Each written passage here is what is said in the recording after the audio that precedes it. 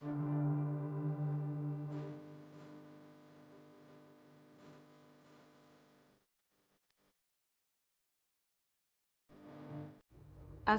আলাইকুম। মনিরাস ওয়ার্ল্ডের আরও একটা ব্লগে ওয়েলকাম করছি সবাইকে। সকাল সকাল আরও একটা ব্লগ নিয়ে হাজির হয়ে গেলাম। আর আপনারা খেয়াল করেছেন কিনা জানি না, আমি কিন্তু এখন রেগুলার ব্লগ দেওয়ার চেষ্টা করছি। প্রতিদিনই যা ঘটছে আমার জীবনে, প্রতিদিনই সব কিছু আপনাদের সাথে শেয়ার করছি লাইফস্টাইল ব্লগ আকারে। তো এখন হচ্ছে সকালবেলা, আর আজকে সকাল সকালই ছুটতে হচ্ছে বাহিরে। কোথায় যাচ্ছি সব কিছুই তো আপনাদের সাথে শেয়ার করব। তার আগে বলেন আপনারা সবাই কেমন আছেন? দেশে এবং দেশের বাহিরে অনেক জায়গা থেকে আমার ভিডিও দেখেন আপনারা, অনেক দূর দূরান্ত থেকে। তো আপনারা যে যেখানে আছেন না কেন, সবাই কেমন আছেন অবশ্যই কিন্তু কমেন্ট সেকশনে কমেন্ট করে জানাবেন। আপনারা কেমন আছেন, আপনাদের কি অবস্থা, এটাও কিন্তু আমার জানতে ইচ্ছে করে।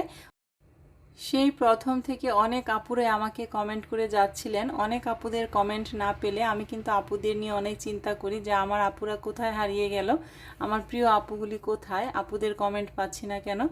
তো যাই হোক, এখন আর কথা না বাড়িয়ে বের হয়ে যাচ্ছি হলো বাবুর স্কুলে। বাবুর স্কুলটা তো এক সপ্তাহের বেশি বন্ধ ছিল, তাই ওর স্কুলে টিউশন ফি দেওয়া হয়নি, ট্রান্সপোর্টের ফিও দেওয়া হয়নি। তো আজকে 11 তারিখ, আজকে যাচ্ছি আর কি এগুলো দিতে। বাবু অলরেডি সকালে স্কুলে চলে গিয়েছে, তবে ওর ট্রান্সপোর্ট দিয়ে আমি যাইনি, আমি আলাদা যাচ্ছি আর কি। এখন বাসা থেকে বের হয়ে যাচ্ছি, আরিয়ানা বাসায় আছে, আমি আসলে আরিয়ানা ভার্সিটিতে যাবে, ওর আবার 11টা থেকে ক্লাস আর কি। তো খালাও বাসায় আছে, খালা কাজ করছে, খালা ওয়াশরুমগুলি ক্লিন করে নিচ্ছে। তো আমি বললাম খালা তুমি থাকো, আমি আসলে যেও। তো এই তো আমি লিফটে উঠে গেলাম, এখন নিচে নেমে যাচ্ছি, তারপর আর কি দেখি কি দিয়ে যাওয়া যায়। আপনাদের সাথে যতটুকু সম্ভব সকাল থেকে আজকে সন্ধ্যা পর্যন্ত সব কিছুই শেয়ার করব। আশা করছি পুরো ভিডিওটি জুড়ে থাকবেন, স্কিপ না করে, আপনাদের কাছে কিন্তু ভালো লাগবে। তো এই তো আমি রাস্তায় বের হয়ে পড়লাম, আর একটা অটোতে উঠে গেলাম। অটোগুলোই ভালো, কারণ অটোতে একটু ফ্রিলি যাওয়া যায়, রিক্সায় আর কি একটু ঝাঁকি লাগে। তো আমার বাসা থেকে বাবুর স্কুলে অটোতে গেলে 40 টাকা ভাড়া নেয় আর কি। রিক্সায়ও 40 টাকাই নেয়, অটোতেও 40 টাকাই নেয়। তো এখন আমি আস্তে আস্তে করে বাবুর স্কুলের দিকে আগাচ্ছি, আর আগাতে থাকি। আর আপনাদেরকে প্রতিদিনের মতো একটা ছোট্ট রিকোয়েস্ট করে নিচ্ছি ভিডিওর শুরুতেই, যদি আমার ভিডিওগুলি আপনাদের কাছে ভালো লাগে তাহলে প্লিজ একটা লাইক দিয়ে ভিডিওটি কন্টিনিউ করবেন। আপনাদের একটা লাইকই কিন্তু পারে আপনাদের মতো আরও অসংখ্য ভাই আপুদের কাছে আমার এই ভিডিওটিকে পৌঁছে দিতে। তো আপনাদের সাথে কথা বলতে বলতে এই তো আমি বাবুর স্কুলের একদম কাছাকাছি চলে এসেছি। আর আপনারা অনেকেই জানতে চান বাবু কোন স্কুলে পড়ে, আসলে সরাসরি এরকম বলা যায় না, একটু সিকিউরিটির ব্যাপার আছে, সেজন্য আমি বলি না, আপনারা হয়তো বুঝে নেবেন। যারা উত্তরাতে থাকেন তাদের চেনার কথা, বুঝারও কথা, সেজন্য আমি অ্যান্সারটা ওইভাবে কখনোই করি না। অনেক আপুরা হয়তো রাগ করতে পারেন যে আপুকে জিজ্ঞেস করলাম বাবু কোন স্কুলে পড়ে, কিন্তু আপু উত্তর দিল না। আসলে একটু প্রাইভেসির ব্যাপার আছে, আর ইউটিউবের কিছু রুলস আছে, চাইলেই আমি সব কিছু একদম ওপেন বলতে পারি না। চলে এসেছি বাবুর স্কুলে, গেটের ভিতরে ঢুকে গেলাম। আর আজকে আমি 9টা, 9:30টার দিকে এসেছি বলে হয়তো একদম ফাঁকা, সব ক্লাস চলছে, বাচ্চারা বাইরে নেই, একদম ফ্রি। একদম ফ্রিভাবে আজকে মনে হচ্ছে বেতনটা দিতে পারবো, কোনো লাইনে দাঁড়াতে হবে না, তা না হলে অনেক সময় লাইনে দাঁড়াতে হয়। তো হ্যাঁ, এই তো আমি যা ভেবেছিলাম তাই হয়েছে, কোনো লাইন ছাড়াই আজকে আমি বেতনটা দিয়ে ফেলেছি। আর বেতন দিয়ে কিছুক্ষণ সময় আমি দাঁড়িয়েছিলাম। বাবু আবার বলেছিল যে মা টিফিন টাইমে এসো, আমার সাথে একটু দেখা করে যেও, কিন্তু টিফিন টাইমের এখনও অনেক বাকি আছে, আর দাঁড়িয়ে থাকতে ইচ্ছে করলো না, কারণ বাসায় যেহেতু আবার কাজ করতে হবে, খালা আছে ওদিকে। তো আমি আর দাঁড়িয়ে থাকলাম না, চলে যাচ্ছি। আর এই যে সামনে একটা বিল্ডিং দেখা যাচ্ছে, এই বিল্ডিংয়ে 6 থেকে ক্লাস শুরু হবে বাবুর আর কি। বাবু তো এখন ক্লাস 5-এ পড়ে, বাবু এখন ব্যাক সাইডের ক্লাস করছে। তো এই বিল্ডিংয়ে আর কি বাবু ক্লাস শুরু হবে 6 থেকে। তো আমি এখন বের হয়ে যাচ্ছি। আর বের হতেই এই যে মেট্রো রেলের যে স্টেশনটা আর কি, সেটা মেট্রো রেলে তো আর উঠা হয়নি, শুধু দূর থেকেই দেখে যাই। এরপরে টুকিটাকি কিছু বাজার করার ছিল, সেগুলো করে নিয়ে বাসায় চলে এসেছি। 1 কেজি পটল, 1 কেজি আলু, এটা অবশ্য কিনেছি টাকা ভাঙানোর জন্য।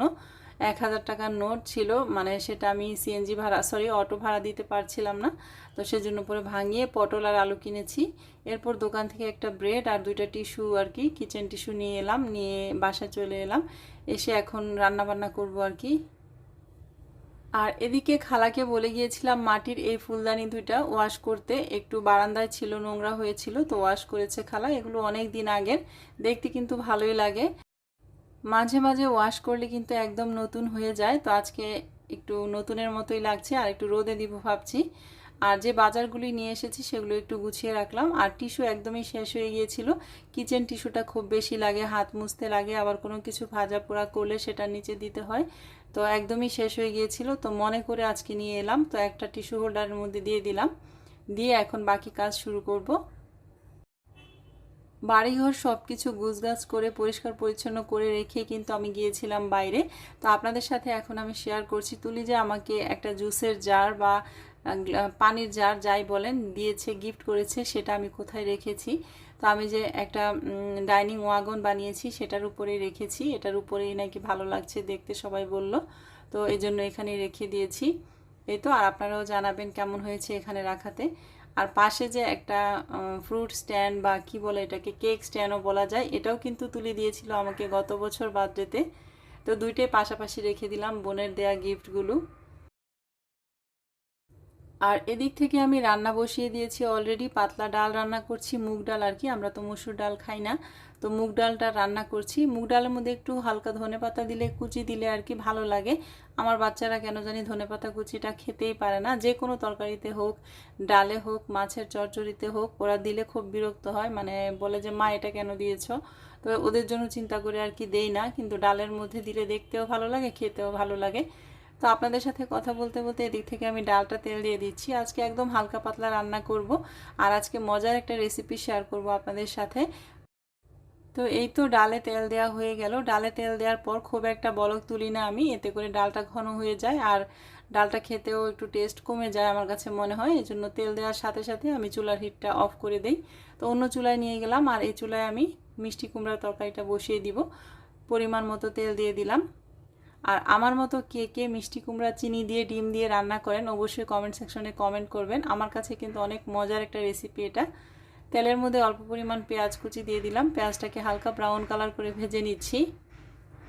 পেঁয়াজটা ব্রাউন কালার হয়ে যাওয়ার পর মিষ্টি কুমড়ার পিসগুলো দিয়ে দিচ্ছি। তবে খালা মনে হচ্ছে মিষ্টি কুমড়াটা একটু বেশি বড় করে কেটে ফেলেছে, এর মাঝখানে আরেকটা স্লাইস হলে ভালো হতো। তো যাই হোক, এভাবে রান্না করে নিচ্ছি।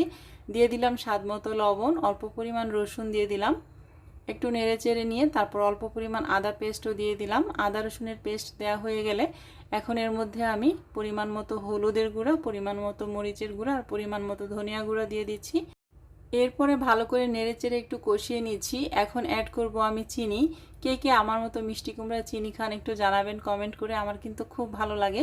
চিনি ছাড়া মিষ্টি কুমড়া আমি একদমই খেতে পারি না। আর এই রেসিপিটা চিনি না দিলে কিন্তু খুবই বাজে লাগে, চিনি দিলে অনেক টেস্ট হয়। তো চিনিটা দেওয়ার পর অল্প পরিমাণ পানি দিয়ে দিলাম। পানি দিয়ে এখন মিষ্টি কুমড়াটা খুব ভালো করে কিছুক্ষণ কষিয়ে নিব। আর চিনি দেওয়াতে কিন্তু মিষ্টি কুমড়া খুব তাড়াতাড়ি সিদ্ধও হয়ে যাবে। এখন বাজে 12টার মতো। নিজের জন্য যে কোনো একটু সময়ও পাই না, আপনাদেরকে বলি দেখেন, ওষুধ আছে কয়েকটা সকালের, তার মধ্যে এই ওষুধটা আমার রেগুলার খেতে হয়, প্রতিদিন সকালে একটা করে খাই, তো সেটাও ভুলে যাই। তো রান্নার ফাঁকে এখন মনে পড়লো ওষুধটা খেয়ে নিচ্ছি। এটা হচ্ছে কড লিভার অয়েল। এটা আসলে ভিটামিন ডি এর অভাব পূরণ করে, হাত পা কামড়ায় ব্যথা করে যাদের, তাদের খেলে ভালো। তো এটা ওর বাবা সবসময় ইতালি থেকে নিয়ে আসে, আর আমি এটা সবসময় কন্টিনিউ করি। এটা না খেলেই দেখা যায় যে আমার হাত পা চাবানিটা একটু বেশি বেড়ে যায়, আর পিঠের ব্যথা, মানে সব ধরনের ব্যথাও বেড়ে যায়, মানে ভিটামিন ডি এর ঘাটতিটা বেশি দেখা দেয়। তো যাই হোক, ওষুধটা খেয়ে নিলাম। খেয়ে এখন আবার চলে এলাম চুলায়, তরকারিটা একটু নাড়াচাড়া করে দিচ্ছি। আর মিষ্টি কুমড়াগুলো আমি সিদ্ধ হয়ে যাওয়ার পর স্পেচুলা দিয়ে মাঝখান থেকে একটু ভেঙে ভেঙে দিচ্ছি। একটু ভাঙা ভাঙা মাখা মাখা হলেই এই তরকারিটা খেতে ভালো লাগে। এই পর্যায়ে এসে আমি 3টা ডিম সিদ্ধ করে রেখেছিলাম, 3টা ডিমকে মাঝখান থেকে কেটে নিয়েছি, আর এখন ডিমগুলো দিয়ে দিচ্ছি। মিষ্টি কুমড়ার তরকারিটা কিন্তু আমি ডিম দিয়ে রান্না করছি। এভাবে ডিম দিয়ে রান্না করলে অনেক মজা লাগে খেতে। যারা এখনও এই রেসিপিটা ট্রাই করেননি অবশ্যই আমার এই রেসিপিটা ফলো করে ট্রাই করবেন, অনেক মজার একটা রেসিপি। কয়েকটা আস্ত কাঁচামরিচ দিয়ে দিলাম ফ্লেভারের জন্য। মিষ্টি কুমড়ার তরকারিটা কিন্তু আমার অলমোস্ট হয়ে গিয়েছে, তারপরেও কাঁচামরিচটা দেওয়ার পর ঢাকনা দিয়ে ঢেকে আমি একদম লো মিডিয়াম হিটে করে 2 থেকে 3 মিনিটের মতো রেখে দিব, যেন তেলটা উপরে ভেসে আসে, এতে করে তরকারির লুকটা দেখতে ভালো লাগে। তো যাই হোক, তরকারিটা হয়ে গিয়েছে, আমি তরকারিটা নামিয়ে নিয়েছি, ডালটাও নামিয়ে নিয়েছি। ডালটা নামিয়ে আমি কাউন্টার টপের উপর গুছিয়ে রাখছি। আর কাউন্টার টপটাও মুছে নিলাম। আর এদিক থেকে এই চুলায় আমি ভাত বসিয়ে দিয়েছি, টুকটাক করে কিচেনের সব কাজগুলো গুছিয়ে নিচ্ছি। তো রান্নার পাশাপাশি কিচেনটাকেও গুছিয়ে নিচ্ছি। আর আপনাদেরকেও একটা ছোট্ট রিকোয়েস্ট করছি আবারও, যারা আমার চ্যানেলটাতে আজকেই নতুন ভিজিট করছেন বা আমার এই ব্লগ ভিডিওগুলো দেখছেন এখনও সাবস্ক্রাইব করা হয়নি, আপনাদের কাছে যদি আমার ব্লগের কোথাও কোনো অংশে একটু হলেও ভালো লেগে যায় তাহলে প্লিজ আমার চ্যানেলটির পাশে থেকে যাবেন, আমার চ্যানেলটিকে সাবস্ক্রাইব করে দিবেন। আর সাবস্ক্রাইব করার পর কিন্তু পাশে থাকা বেল বাটনটি অবশ্যই ক্লিক করতে হবে, এতে করে যখনই আমি নতুন কোনো ভিডিও আপলোড করব আপনাদের কাছে নোটিফিকেশন চলে যাবে। আপনারা চাইলেই কিন্তু যখন খুশি তখন আমার এই ভিডিওটি দেখে নিতে পারবেন। আর যারা অলরেডি সাবস্ক্রাইব করে প্রতিনিয়ত আমার পাশে আছেন, প্রতিনিয়ত সুন্দর সুন্দর কমেন্ট করে আমাকে অনুপ্রেরণা দিয়ে যাচ্ছেন, সামনের দিকে এগিয়ে নিয়ে যাচ্ছেন, তাদেরকে জানাচ্ছি মন থেকে অনেক ধন্যবাদ আর ভালোবাসা। তো আজকে রান্নাবান্না তো কমপ্লিট। গতকালের 1 পিস ইলিশ মাছ রয়ে গিয়েছে, তো সেই ইলিশ মাছটাও আমি ফ্রিজ থেকে নামিয়ে নিয়েছি, খাওয়ার আগে ওভেনে দিয়ে গরম করে আর কি খেয়ে নিব। তো এই তো রেখে দিলাম একটা সাইডে, আর ভাতটা এদিক থেকে হচ্ছে। রান্নাবান্না শেষ করে আমি একটু লিভিং রুমের দিকে এলাম, এখানেই থাকবো এখন, কারণ বাবু কখন আসবে কখন কলিং বেল দিবে সেই অপেক্ষায়। তো একজন আপু ফেসবুক পেজে গিয়ে আমাকে কমেন্ট করেছিলেন যে আপু তোমার টিভি ক্যাবিনেটটা একটু দেখিয়ে দিও। তো আপুর জন্য টিভি ক্যাবিনেটটা একটু দেখিয়ে দিচ্ছি। আপু আপনি যদি ভিডিওটা দেখে থাকেন তাহলে এখান থেকে স্ক্রিনশট নিতে পারবেন। আর ফরিদা আম্বিয়া চৌধুরী আন্টি কেমন আছেন আপনি? আপনার জন্য আমার পক্ষ থেকে সালাম রইল, অনেক অনেক ভালোবাসা, অনেক দোয়া রইল। আপনার মতন অনেক আন্টিরা ইন্ডিয়া থেকে আমাকে যখন কমেন্ট করে যে মনিরা তোমার ভিডিও দেখছি ইন্ডিয়ায় বসে, সত্যি আমি অনেক প্রাউড ফিল করি, অনেক ভালো লাগা কাজ করে আমার মধ্যে। আর এই তো আমার জান বাচ্চাটা কিন্তু চলে এসেছে এর মধ্যে আমি কথা বলতে বলতে। তো এই তো ঘেমে টেমে একদম ভিজে একাকার হয়ে আসে স্কুল থেকে আসার সময়। স্কুল থেকে চলে এসেছে 1:30-এর মধ্যেই চলে আসে, আর ঘেমে টেমে ভিজে শেষ। ফ্যান ছাড়ো। টিফিন সবটা খেয়েছো? এই ব্যাগটা চেঞ্জ করো, এই ব্যাগটা খুবই ছোট। ব্যাগটা কি কি ব্যাগই জায়গা নেয় না, সরি বই জায়গা নেয় না।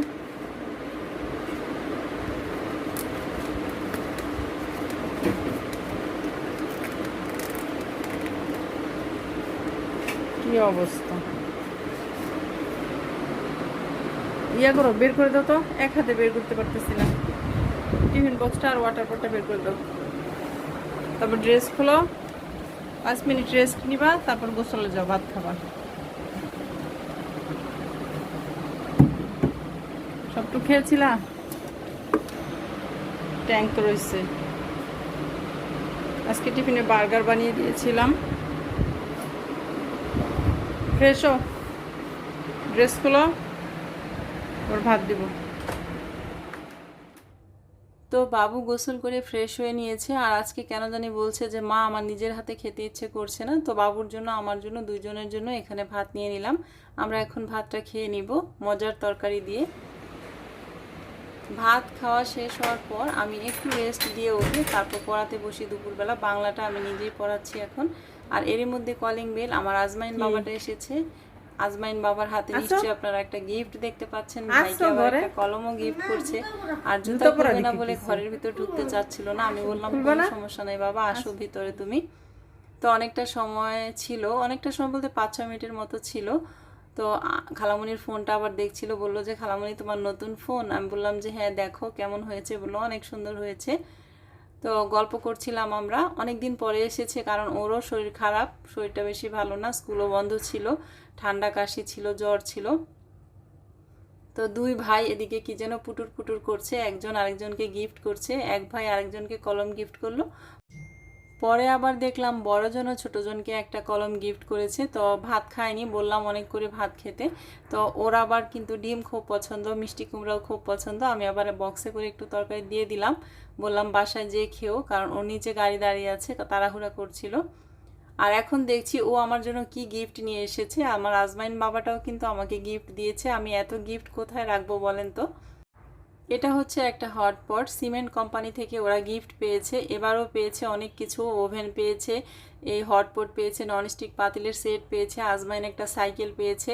আগে পরে ওরা টিভি, ফ্রিজ অনেক কিছুই পেয়েছে। আমাকে একটা ডিনার সেটও দিয়েছে, আমার ঘরে আছে, সেটা আগের বার পেয়েছিল। আর এদিক থেকে দেখেন হটপটের ভিতরে আমার বোন আবার আম দিয়ে দিয়েছে। ওদের রড সিমেন্টের ব্যবসা আছে, তো প্রতি বছরই ওরা অনেক কিছু পায় কোম্পানি থেকে।